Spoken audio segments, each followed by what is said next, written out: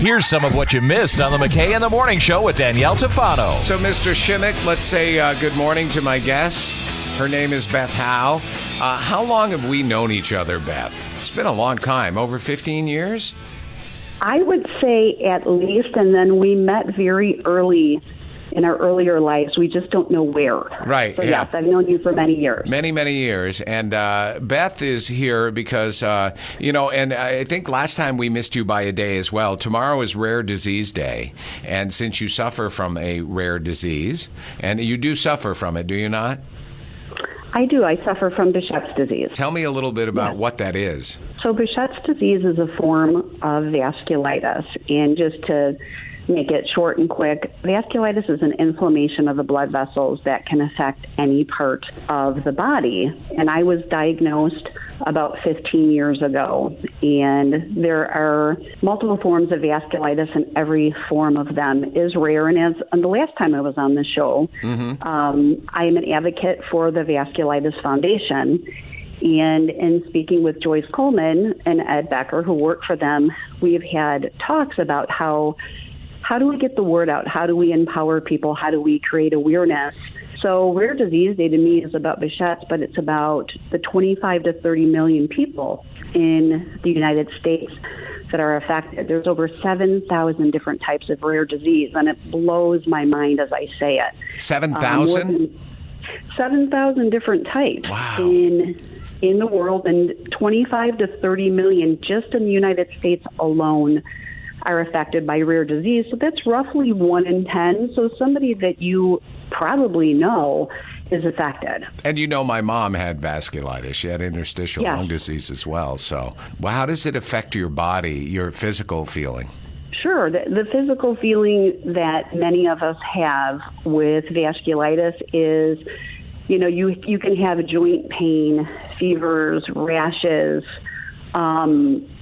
organ systems are affected. For me, it was my joints, my intestines, my vision, neurological issues. You can feel like you have a pretty bad case of the flu or a virus, but it's that one extra. There's that one extra step that you're just feeling very unwell, but you can't figure out why. And especially with vasculitis, it can take many years to connect all of the dots together. So, for instance, because it's a rare disease, it probably doesn't get the funding for studies as much as it should. And what works for you? Is it medicine? Is it a change in eating? So it all depends on the patient. And for myself, I've done over 20 different types of medication in my journey. For me, I do IVIG. That's a type of infusion. That's an immunoglobulin infusion. Watching eating habits, just make sure to have like a healthy diet. Also, for me, I have to avoid the sun and the heat. That can exacerbate it for me. So living in Michigan is not such a bad thing because I'm not exposed to, as much heat or as much sun. But when you look at it as a whole, right, when you look out there, 90% of the rare diseases have no FDA treatment. Right.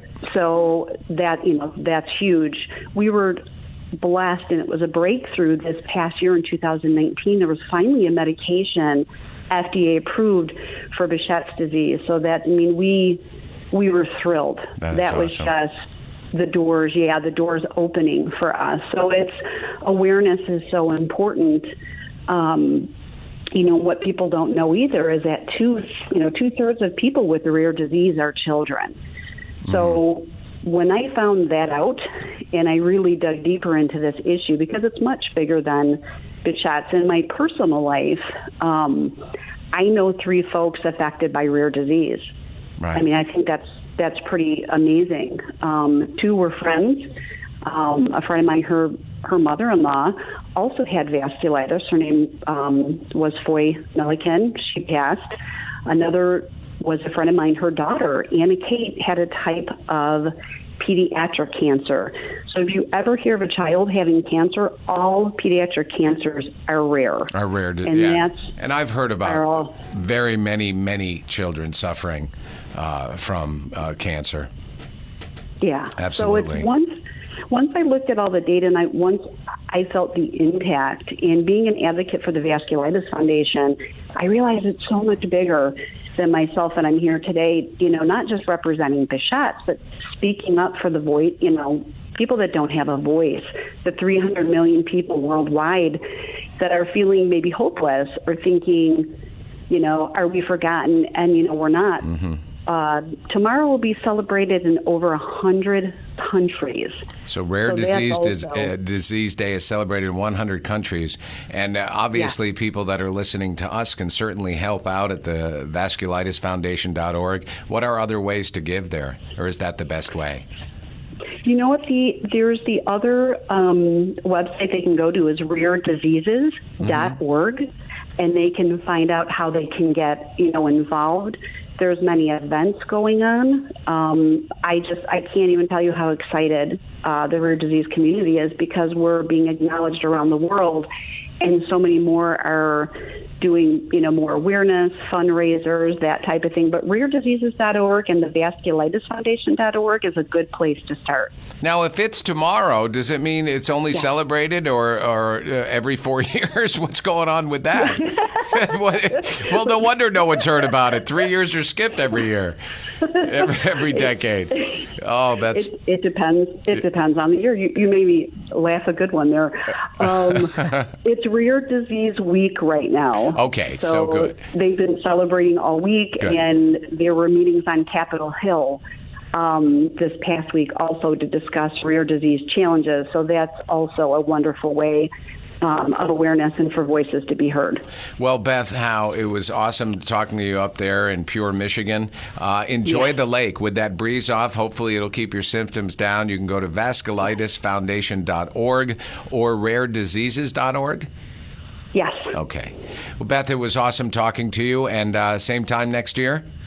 Absolutely. Thank you for giving us a voice. You bet. Waking you up with Scott McKay and Danielle Tufano. Weekdays from 5:30 to 10 on 95.9 The River.